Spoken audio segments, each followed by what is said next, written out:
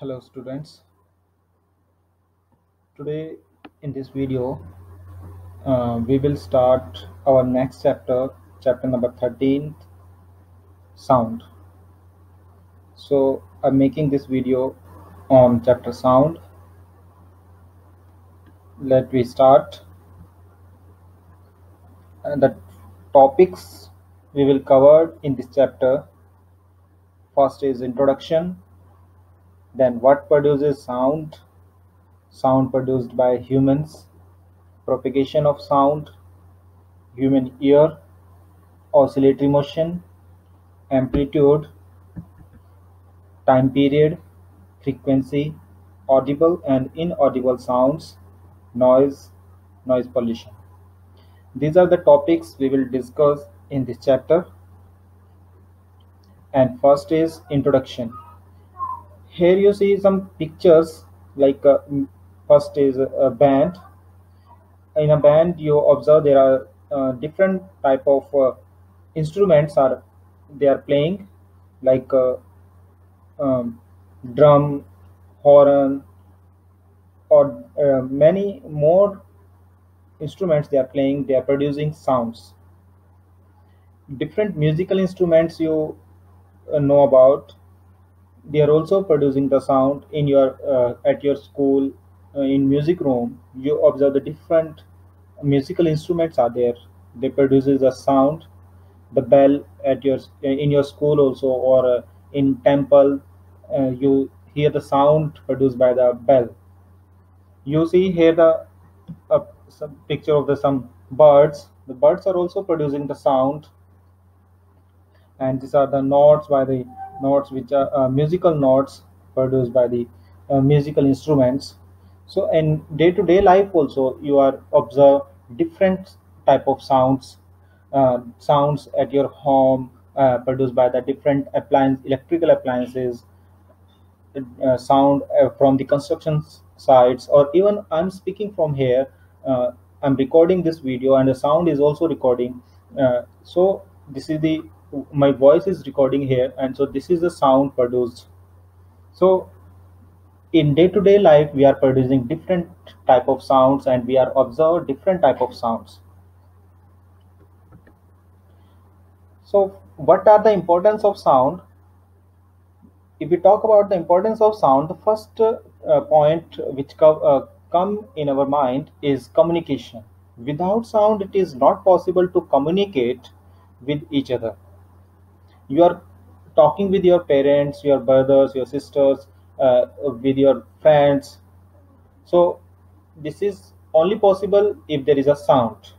So with the help of sound, we can communicate with each other. Even we are communicate over the telephone. So two persons are communicate with each other over the phone, or without the phone also. So it is only possible with sound. Another point or another importance is of music. You are listening music, or here you also see observe in a picture, the girl is listening music, and you refresh your mind by listening music. So only means with only music is possible when there is a sound. So sound is important to listening music also, or means without sound we can't listen anything. Another important is signaling system, like you are uh, wake up in the morning by listening a sound, or alarm by the alarm clock. So or you are listening some type of bells. uh, so these are the called signaling system, and these all the things are possible when there is a sound. So these are the some importance of the sound. Now the next question which comes in our mind is, what produces sound, or how the sound is produced? This is very important question, is how the sound is produced, and I'm making another video. I will uh, give you another video also that related to the that means I show you some activities how the sound is produced. In that I show some activities. how the sound is produced.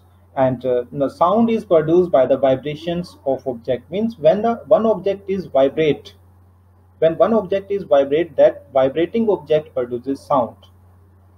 Like I show you some activities in that another video. A rubber band, when we pluck the rubber band, or activity is given in NCRT book also. When we pluck that rubber band, that rubber band starts vibrate, and vibrating rubber band produces sound. Vibration, the rapid to and fro motion of an object is called vibration.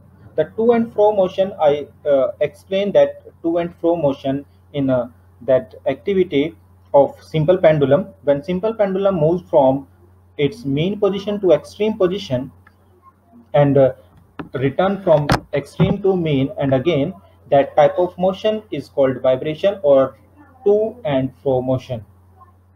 Like you can take the example of swing also. When the swing is moved from uh, start moving, that type of motion is also called to and fro motion or vibration.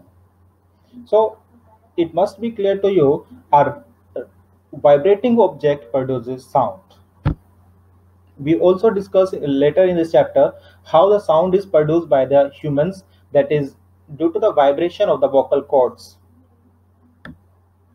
So vibration of vibrating object, every vibrating object is produces sound. You have to perform some activities at home, very simple activities I show in another video. You have to perform that activities at your home, so that that concept must be more clear to you. Here I listing some musical instruments, how are sound produced in musical instruments.